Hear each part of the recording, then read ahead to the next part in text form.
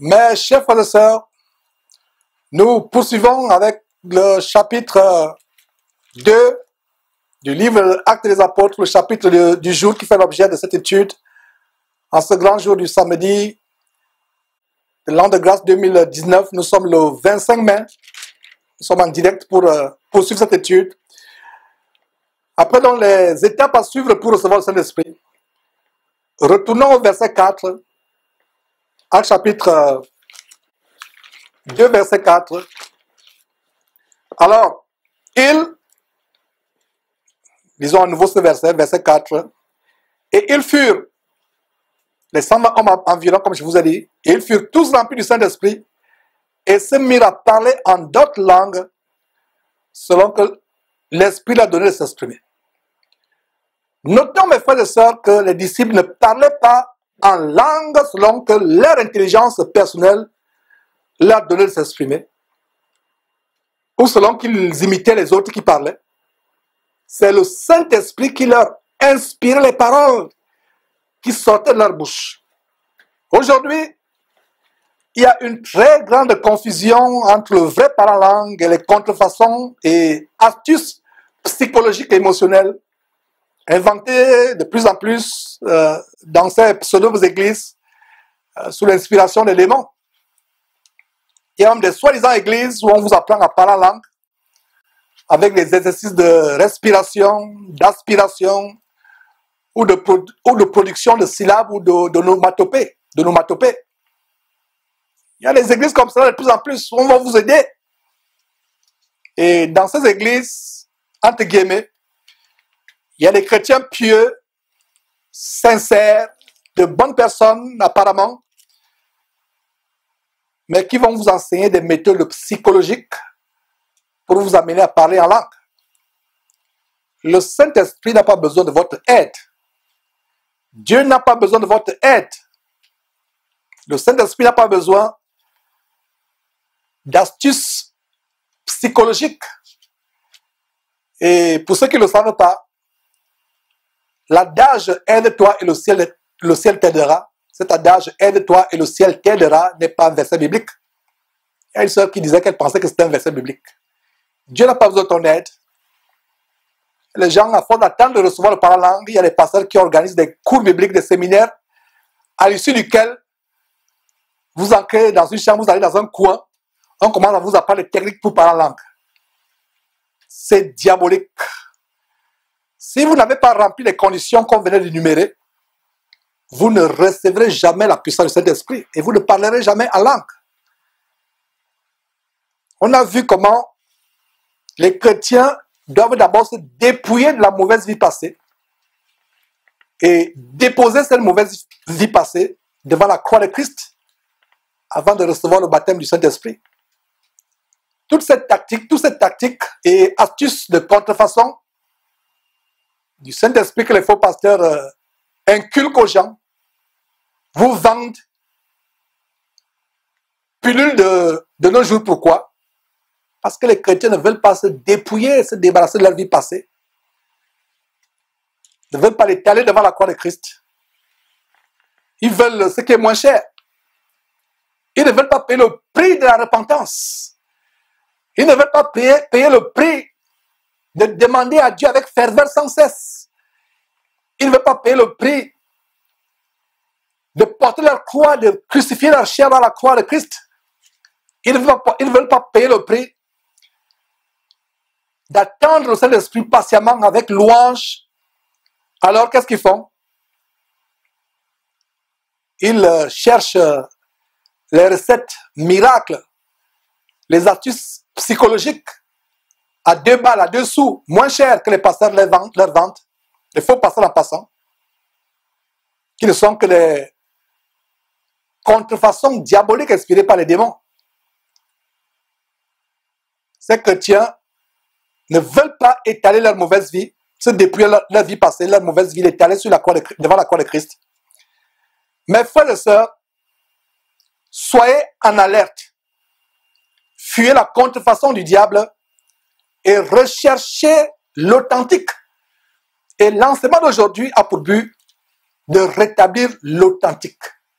il y a tellement eu de confusion, il y a eu de contrefaçon, s'agissant du Saint-Esprit. Plaise à Dieu, l'authenticité à travers cet enseignement d'aujourd'hui est en train d'être restaurée. Beaucoup de gens reçoivent la puissance du Saint-Esprit sans avoir éprouvé, sans savoir discerner si ça vient de Dieu ou pas. Ils n'éprouvent pas, ils ne discernent pas. Que dit ce verset? Nous lisons ce verset, mes frères et sœurs. 1 Jean chapitre 4, verset 1. 1 Jean chapitre 4, verset 1 doit être le verset de base de tout chrétien véritable. Nous vivons la fin des temps. La séduction a atteint un niveau élevé. La contrefaçon a atteint un niveau élevé. C'est l'occasion de mettre en pratique ce verset, 1 Jean chapitre 4, verset 1, qui dit quoi? Bien-aimés, n'ajoutez pas foi à tout esprit, mais éprouvez les esprits pour savoir s'ils sont de Dieu. Car plusieurs faux prophètes sont venus dans le monde. Éprouvez les esprits. Ne courez pas à gauche à droite vers les miracles contrefaits. Les gens reçoivent la puissance du Saint-Esprit, mais ce n'est pas la puissance du Saint-Esprit. Et vous blasphémez, vous participez même au blasphème, inconsciemment sans le savoir, en associant au Saint-Esprit des choses démoniaques, mais vous ne le savez pas. Je vous parlais d'une histoire d'une sœur qui s'est approchée de moi, qui me dit, oh Georges, j'ai parlé en langue. C'était, je ne sais pas, en 2011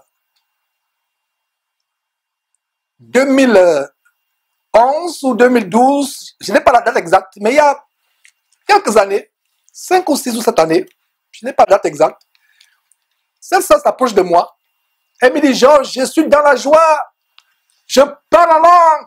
Oh frère, quelle joie, j'ai reçu le parler en langue. Et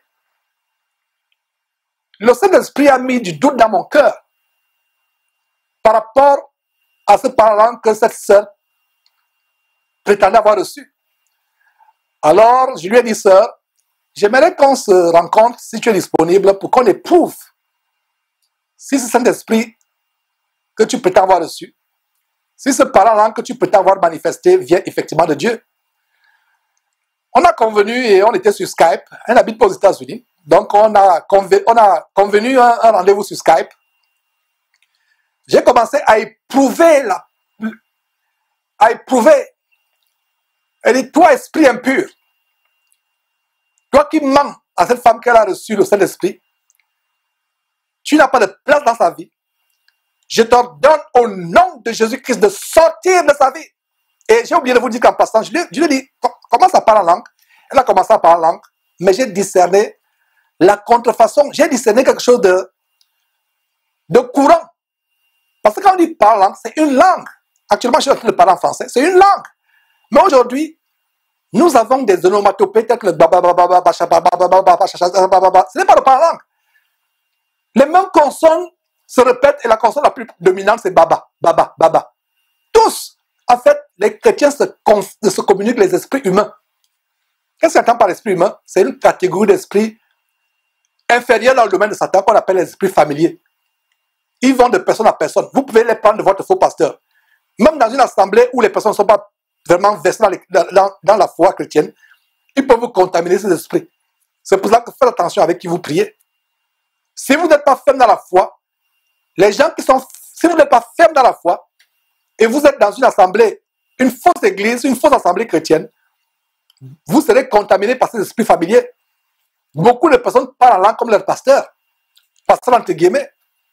Donc revenons sur l'histoire de cette femme. Donc elle a parlé, je dois discerner les baba. S'il n'y a pas bas, c'est que les gens n'ont pas parlé en langue. Et beaucoup de personnes, même toi qui me suis, tu penses que pour parler, il faut d'abord qu'il y ait les baba. C'est plutôt un démon qui est derrière là. C'est un démon qui ressemble au démon des grenouilles, aux esprits de grenouilles qui dont Apocalypse parle. Je ne dis pas que c'est exactement la même chose, mais Apocalypse parle des esprits de grenouilles qui sont dans la voie des prophètes qui les amènent à prophétiser. Donc un esprit se loge dans votre gorge et vous commencez à parler en langue et vous dites que c'est le parler en langue. Surtout s'il y a une occurrence de baba. Ce n'est pas ça le parler en langue.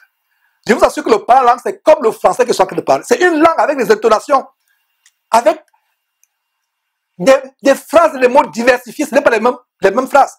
Rappelez-vous ce qu'on a vu dans 1 Corinthiens chapitre 12, qui énumère les 11 manifestations du Saint-Esprit. Une des manifestations, le parler en langue. Regardez comment 1 Corinthiens chapitre 12 parle du parler en langue. Diversité de langues. Ce n'est pas les babababa tous les jours, c'est la diversité des langues, mes frères et sœurs. Diversité des langues. Diversité des langues. Ce n'est pas le babababa, c'est 1 Corinthiens chapitre 12, verset 10. Le don du parler en langue est appelé en 1 Corinthiens chapitre 12, verset 10, la diversité des langues. Ça vous montre que ce n'est pas les babababa. Chaque jour, chaque jour, les mêmes choses. Si vous parlez en langue, les mêmes choses, ce n'est pas le parler en langue. Stoppez cette connerie. Excusez-moi l'expression, mais c'est la vérité, ça vient du diable. C'est une foutaise, c'est la poubelle. Et demandez à Dieu de vous faire baptiser du parler en langue de manière authentique. Ce n'est pas le parler en langue, c'est le blasphème du Saint-Esprit. C'est le blasphème, ce n'est pas le parler en langue. C'est de la foutaise, c'est de la poubelle, c'est de la boue. Recherchez le parler en langue véritable. Donc, si vous parlez en langue, c'est les mêmes mots.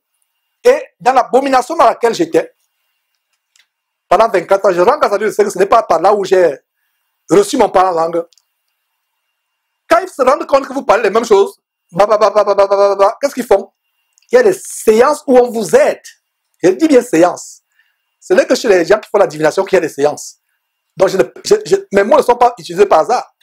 Donc, dans le ministère de la Voix internationale, c'est une abomination où j'ai passé 24 ans avant que Dieu m'en délivre. Quand ils se rendent compte que vous faites d'abord, pour que vous parlez en langue, il vous amène à aspirer. Vous aspirez. Montrez-moi dans quel verset où avant de parler en langue, les gens ont aspiré. On vous dit aspirer. Et ils vont vous citer 1 Corinthiens chapitre 12, verset 31 qui dit aspirer aux dons spirituels. Non. Quand l'apôtre Paul disait aspirer aux dons spirituels, il ne savait pas de faire, il ne disait pas de faire l'acte physique d'aspirer. J'espère que mes petits frères qui sont au Cameroun, qui me suivent, et mes belles sœurs, mes beaux frères, etc., qui me suivent, qui sont au Cameroun, qui sont encore dans cette abomination du ministère de la Voix, et vous tous qui êtes encore dans cette abomination de la Voix, je crois Dieu que vous allez vous repentir de ce blasphème, renoncer à ce blasphème, commencer à prier Dieu véritablement. Et je me rappelle dans le ministère de la Voix, ces cours de réception. Je vais revenir sur le témoignage de la sœur. Restez tranquille, je n'ai pas perdu me fil des idées. Je sais de quoi je sais ce que je suis en train de faire.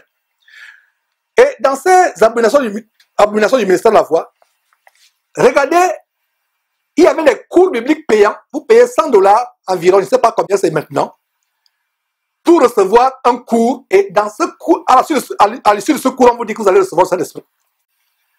Quand Pierre se rend chez Corneille, est-ce que le Seigneur Jésus a envoyé Pierre chez Corneille en disant que après l'évangélisation, après les enseignements bibliques que tu vas donner, à l'issue de cet enseignement, il y aura la réception du baptême du Saint-Esprit. Ou le baptême du Saint-Esprit tout court, ou la réception du Saint-Esprit. Non! Dieu nous surprend. Dieu nous surprend. Pierre n'est pas parti ayant en tête que je vais leur prêcher la parole de Dieu et ils vont recevoir le baptême du Saint-Esprit, ils vont parler en langue. Dieu nous surprend. Donc chaque cours, et ils vous font même déjà le programme. Telle semaine, on va faire telle semaine, et à la fin, baptême du Saint-Esprit, réception du parler en langue. Quand je regarde dans la Bible, je me dis, Seigneur, c'était la contrefaçon, c'était la fausseté.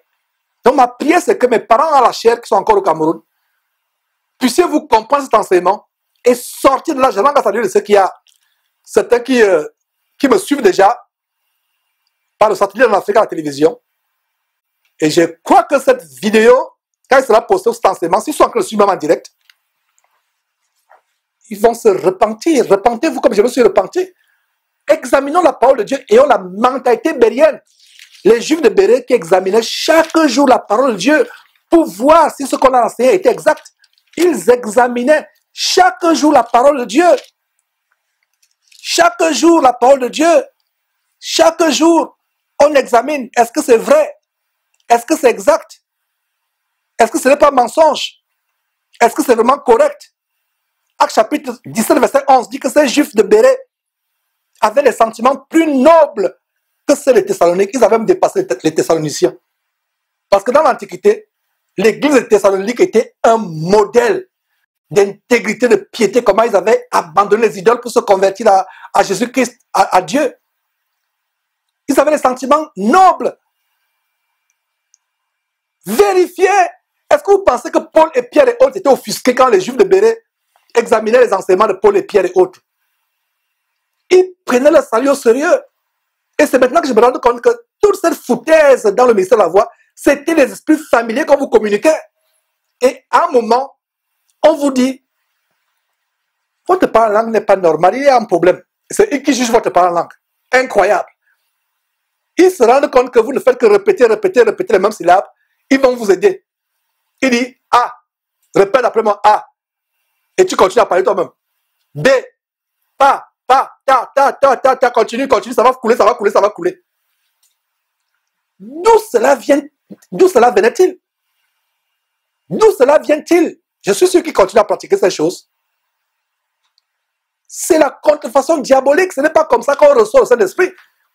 Si vous êtes dans une assemblée où quelqu'un a voulu vous aider à recevoir le Saint-Esprit, par des techniques d'aspiration, d'inspiration, d'articulation, de diction, comment tourner la langue dans la bouche, comment bouger la gorge, la langue pour sortir les mots, ça ne vient pas de Dieu. J'étais dans ces choses. Et je vous confesse que j'ai même enseigné ces choses. Je rends grâce à Dieu de ce que j'avais parlé en langue avant d'être dans le ministère de la voix et c'est venu seul. J'ai expérimenté le parler en langue biblique. C'est venu seul. Dieu m'a rempli la puissance du Saint-Esprit. Dieu m'a rempli la puissance du Saint-Esprit. Et venons donc, avant de continuer de revenir sur le témoignage de cette sœur dont j'éprouvais le mauvais parler en langue, l'esprit démoniaque. Et dans le ministère de la voix, quand ils font dans ce cours qu'ils programment, ils vous programment déjà que vous allez recevoir. Vous payez pour recevoir la puissance du Saint-Esprit. Ah, mes frères et sœurs, quelle abomination. Quand je pense comment j'ai vendu moi ces cours, comment j'amène les gens, j'inscrivais les gens, j'étais tellement zélé, mais dans la fausseté, que Dieu m'a fait grâce de commencer à lire la Bible par moi-même. Et le vrai Saint-Esprit a commencé à ouvrir les yeux, à m'ouvrir les yeux sur les choses que j'enseigne. Et ce n'est que quoi? Ce n'est que la promesse de Jean chapitre 14, verset 26. Le Saint-Esprit vous conduira dans toute la vérité. Et quand il faisait ce cours, après les cours, pour célébrer, vous allez dans un bar ou dans une boîte de nuit. Quand je regarde dans les yeux, je dis, Seigneur, quelle abomination! Vous vous retrouvez dans un bar, dans une boîte de nuit pour aller célébrer le fait que vous êtes né de nouveau l'Esprit de Dieu. Alors que cela doit vous amener à être continuellement dans la crainte, dans la piété, dans la louange. Est-ce que vous comprenez, mes frères et sœurs? Est-ce que vous êtes édifiés? Vous qui êtes sur le YouTube, Facebook, est-ce que quelqu'un a eu une telle expérience où on a aidé par la langue, où on a aidé à recevoir le Saint-Esprit? Si vous avez eu cette expérience, envoyez votre message. Peut-être que c'est l'occasion pour nous de vous aider à vous repentir. D'ailleurs, cet enseignement a déjà tout pour vous aider. Donc, la sœur, je reviens, je n'ai pas perdu le fil des idées, mes frères et sœurs, je sais de quoi je parle. La sœur avec qui était sur Skype, j'ai donc commencé à éprouver. Toi, esprit impur, démon, qui est logé dans la langue, dans la gorge de cette femme, sort au nom de Jésus-Christ. Si mes souvenirs sont bons, le parlant qui était agressif, ça s'est changé en pleurs, en tout sautement, en grimaces, comme si on s'étranglait. Les démons ne pouvaient plus se cacher. Ils ont commencé à se manifester. Et je les ai chassés un à un. Et cette sœur n'a plus parlé cette langue abominable. Elle a stoppé, net. Elle a stoppé. Et c'est répandu, ça me fait mal. Je ne suis pas dans la joie en enseignant ce que je suis en train d'enseigner aujourd'hui. Pourquoi 99% d'expérience de réception du Saint-Esprit dans la chrétienté aujourd'hui, c'est démoniaque. puisse cet enseignement vous bénir, distribuer cet enseignement autour de vous. C'est aussi ça le ministère, être au service des autres. Suivez cet enseignement et amenez les autres à le suivre. Amenez les autres à le suivre. Pour aider, nous sommes là pour aider les gens. Regardez, les gens ne veulent pas se dépouiller de leur vie passée. Ils veulent garder leur vie de péché, mais ils veulent recevoir la puissance du Saint-Esprit. Ils veulent le beurre et l'argent du beurre. Vous voulez le beurre? Débarrassez-vous de l'argent. Donnez l'argent. Abandonnez l'argent et on va vous donner le beurre. Mais vous voulez et le beurre et l'argent du beurre. Non, c'est pas comme ça que ça se passe. Donc voilà comment ça s'est passé, comment j'ai éprouvé les esprits par Skype. Par Skype, ce n'était pas physiquement. Les démons sont mis à se manifester, à gémir, à tousser, à hurler. Et un an, ils sont sortis. La sœur n'a plus parlé en langue. Elle était choquée. Elle pensait qu'elle avait parlé en langue.